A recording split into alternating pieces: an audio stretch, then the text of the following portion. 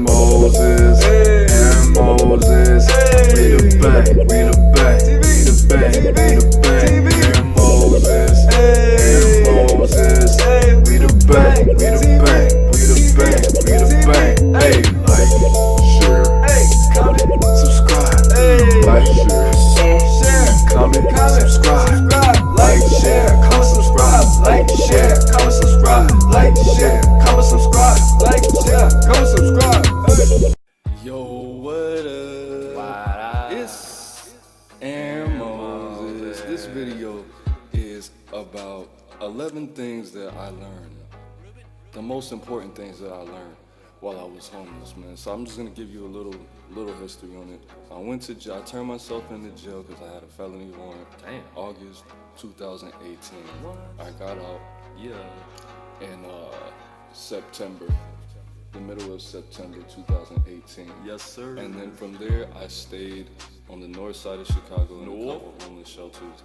Then after about a week, I moved to Joliet, Illinois, and then I stayed in a homeless shelter called Morning Star Mission. Wow.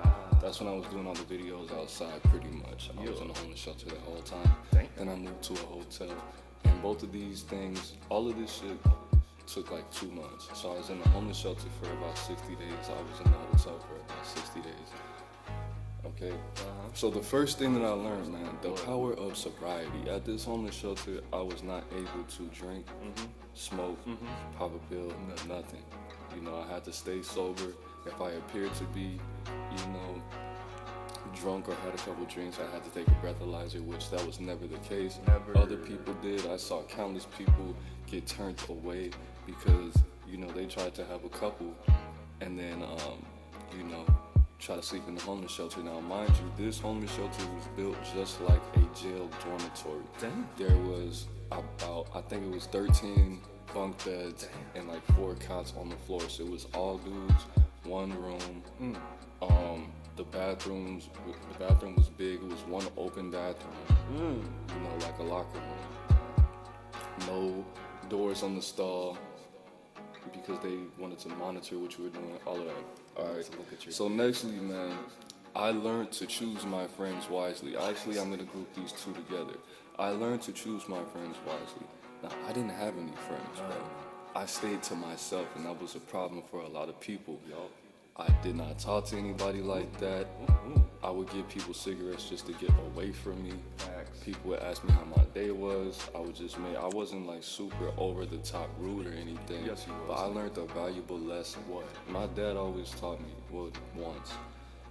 He pretty much stay to yourself in a situation that you don't want to be in. So when I was in the alternative school and when I worked at McDonald's, he told me, look, when you go to this alternative school, you're not here to make friends, bro. Because all these people are here for the same reason that you are. They broke the law when they were in school. They got kicked out. They're not in a good place. You're going through the same thing, and you don't need to pick up any of their habits. Just like he said when I worked at McDonald's. Everybody that works here mostly works here because they messed up somewhere in life. When you work at McDonald's, you're gonna find that everybody is either a drug addict, an ex-drug addict, they have some kind of crazy record, they have some kind of disability, or they just messed up in life. So your best bet, stay to yourself, and that's exactly what I did at the homeless shelter. I was not making friends. We winning. And the couple people I associated myself with, people that had cars, bro, people that had jobs, people their luck ran out.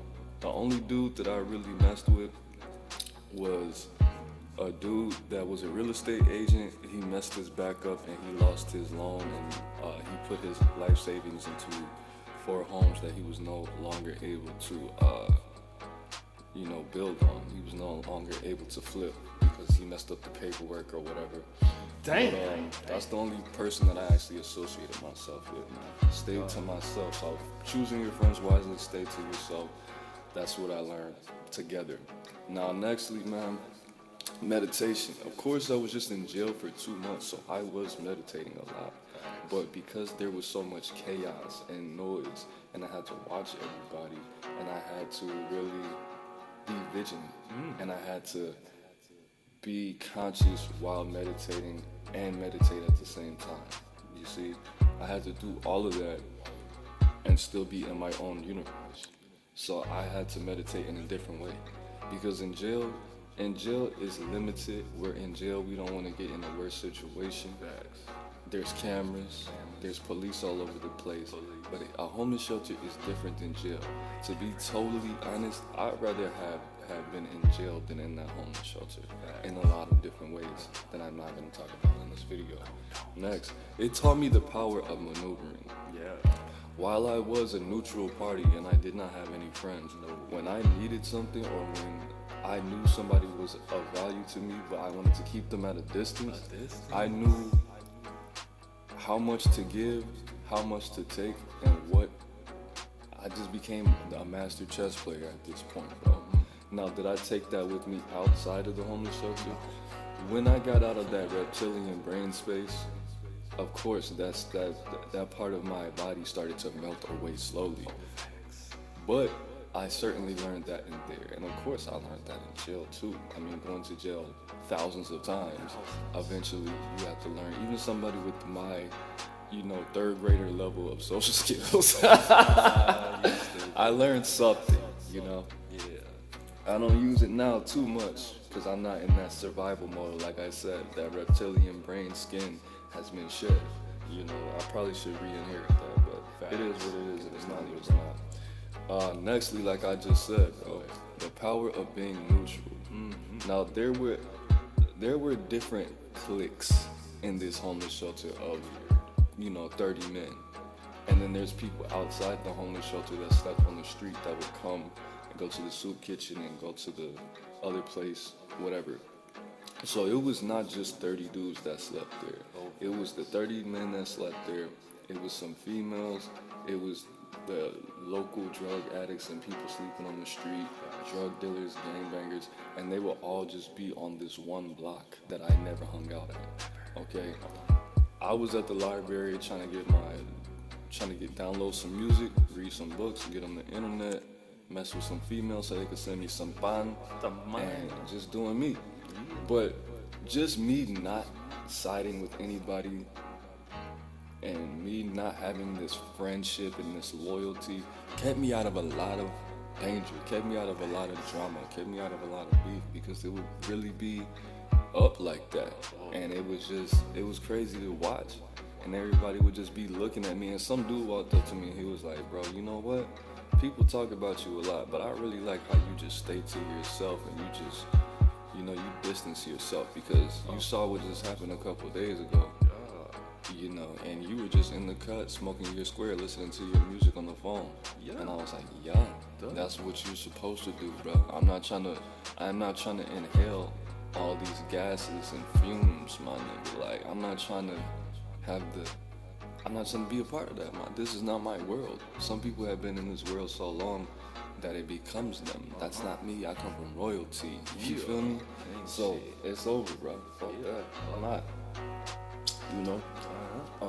Cause this one, I'm gonna just give you a little piece. This one dude walked up to me and he was like, he was like, how you doing today, Aaron? And I was like, I'm chilling, bro. What's up? He was like, nobody fucks with you, right? And I was like, I started to think, cause a big part of me was like, I really don't care. I don't care, but this is still, there's still politics and organization that has to go on. I don't care, but because I am a human being, there's a level of curiosity. Okay, there was no fear there, even though I understood that people fear what they don't understand and they tend to destroy what they don't understand before they try to understand it in totality and digest and consume that energy. So a part of me was like, okay, I have a good idea of why they don't fuck with me. Why? And I was just sitting there, I was looking at him, and he had this expression on his face like, do you want to know why? And of course I was meditating. So I was like, why don't they fuck with me, Mike? And he was like, because everybody says that you think you're better than everybody. And in my mind is, what I'm saying is, I am better than these niggas. But I didn't want to say that. But I was thinking, yeah, I am. They should feel like that because I feel that. I am that, and that's what it is. It's up. And then I was like, oh, cool, thanks. And he was like, yeah, you should probably fix that. And I was like, yeah, I am about to fix that. I'm about to be out this bitch in about a week and a half. Nigga. And then, yeah, bro. Yeah. So nextly, man,